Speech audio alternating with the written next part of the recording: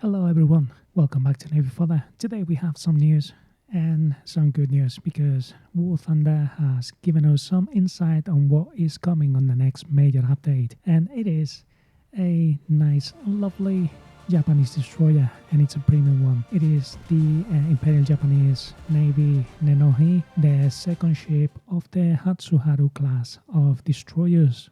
And what we are going to do is we are going to go through the article, and I'm going to translate it to you in a way from a naval player perspective, one that is fully dedicated to the mode and not just one that just is reading the news. So you can create your own opinion and have your own judgment before you decide to pay real dollar for a digital non-tangible vehicle. So yeah, let's dive into the article, and what we have here is the IJN Nenohi, the lightweight battler. They start with a nice video that we have seen before. They follow saying that the Nenohi is one of the 6 Hatsuharu class destroyers built for the Imperial Japanese Navy in the early 1930s. Yeah, pre-war stuff. Armed with punchy cannons, and even deadlier torpedoes. That's true, yeah.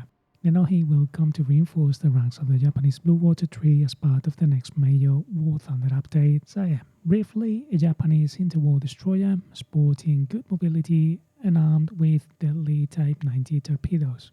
It features deadly firepower. Right, I don't know who wrote this, but deadly firepower. So if you have played the Japanese destroyers, you know that their weapons, their guns are nothing, they're not deadly because they just have HE. The other ammunition that you get access to is HE time fused, which is for anti-air. You don't have any semi-armor piercing nor AP for historical reasons, and that's fine, but they are not deadly. I mean, you're not going to be able to ammo rack anything. Like in engagement, go in, shoot a couple salvos and destroy anything. That's not how this works. The HE, you need to, shoot to the deck, disable the enemy guns, and then try and hunt for the crew. Shooting at exposed anti-air guns, torpedo mounts, try to get ready to use ammo, magazines. But as you know, in the current state of RB, normally what you are going to encounter are United States destroyers, and they normally have a little bit of armor, so you're not going to be able to access to those magazines. You're going to be able to when you engage Russians, Italians, and British destroyers, which are, as I say, the minority in the current naval population that you're going to encounter when you use this vehicle. So yeah. It's not deadly firepower. No.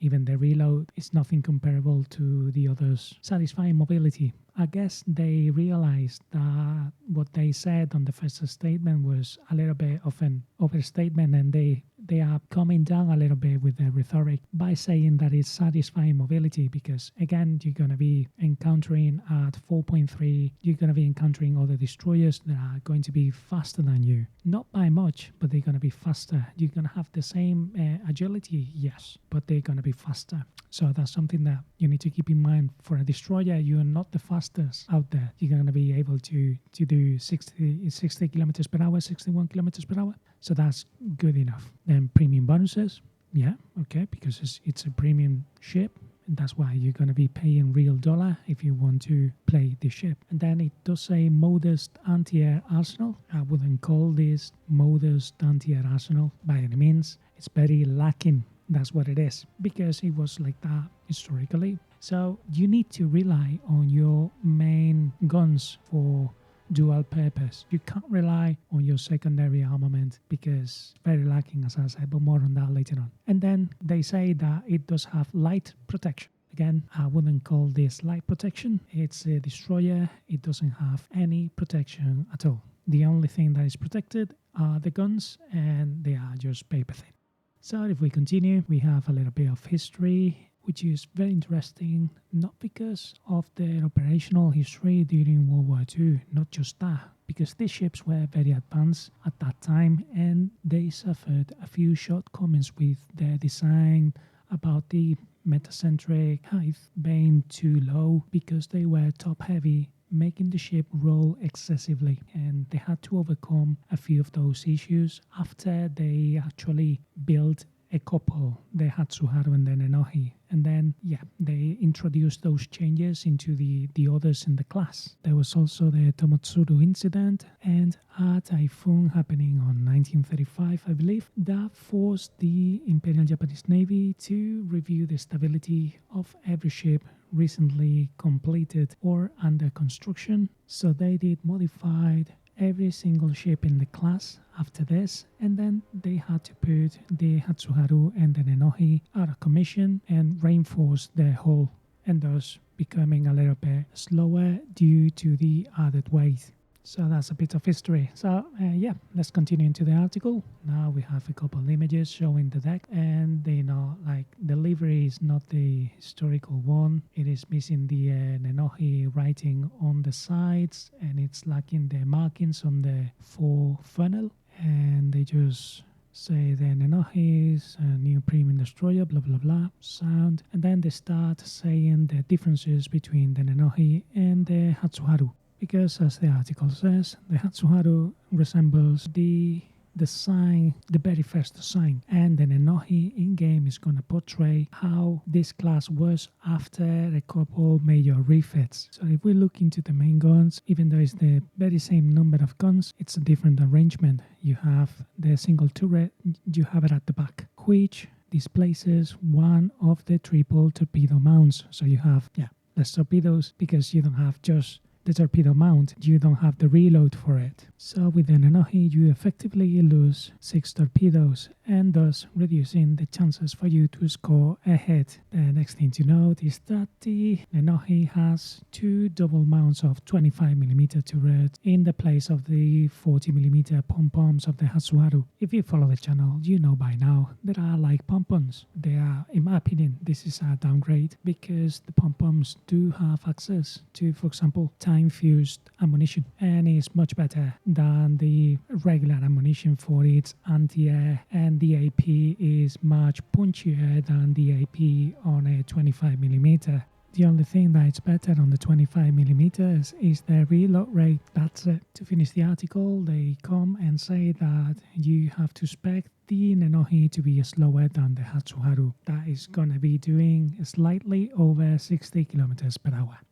Sound. I mean, nicely done, Gaijin. This ship should have been released like 1-2 years ago, at least. But it's coming to the game right now. And what do we have right now? And I have to say that I'm expecting this ship to be a 4.3 or a 4.0. In either case, what we have is the Yugumo, the Hatsuharu, and the A6M20, the 4.3 one. Those are the things that you should be looking forward to if you want to acquire this premium ship, because you also have the Yubari, but I'm thinking like you want to choose between one or the other, and it's just a matter of preference. But I would say that this is a much better option if you do not own the Yubari already. There's nothing wrong with the Yubari. I love the Yubari. I've played it a lot. I think it's a really fun ship. But if you're looking between to buy one or the other, I really think that this might be a better option though. If you really are one of those players that has already researched all of the Americans or the Germans or whatever, and you're starting to look into other navies to research and to play them, if you're looking in to do the Japanese, this might be a really good ship to train your crews. But remember, you have to put up with the fact that Japanese destroyers don't have semi-armor piercing or AP rounds. It's only limited to HE, and that if you're one of those players that are normally crying about planes in naval and that you get bombed very often because you do rely on your secondary armament to do it automatically for you, this is not a ship for you because you need to do your anti-air with the main gun. So you need to do it. Cannot leave it for the AI to do it for you. You have to load the HE time fuse and shoot down those planes, and you don't have radar to help you on that task. And your secondary armament, your automatic one, is just a couple double mounts of 25mm that aren't going to do the job by themselves. On the good side of the Japanese destroyers, we have to remember that we have the best torpedoes in game. These are very long range and they are not slow. So remember that you're going to be doing well when you are up tier. you can just move around, launch a few spreads of torpedoes and see if you catch a cruiser or two. But we have to remember that the Nenohi has one less launcher than the Hatsuharu, so that is 6 torpedoes less than its sister ship in game. All in all, I think it's a really good addition to the game. I'm really looking forward to it, and I might do acquire it because I do have the Jibari, and I might create like another Silver Lion creating machine with the 4.3 Japanese as well, as I do have with the Americans, and also because I love these BRs. It is by far the best gameplay you're gonna find in NAVAL RB. It's around these very ranks, around the BR bracket of 4.0 to 5.0. So I hope this helps, and please subscribe to the channel if you haven't done so already, and give us a like if you like this content and you would like to see more of this content coming your way. So yeah, I'll see you on the next one. Thank you, and bye.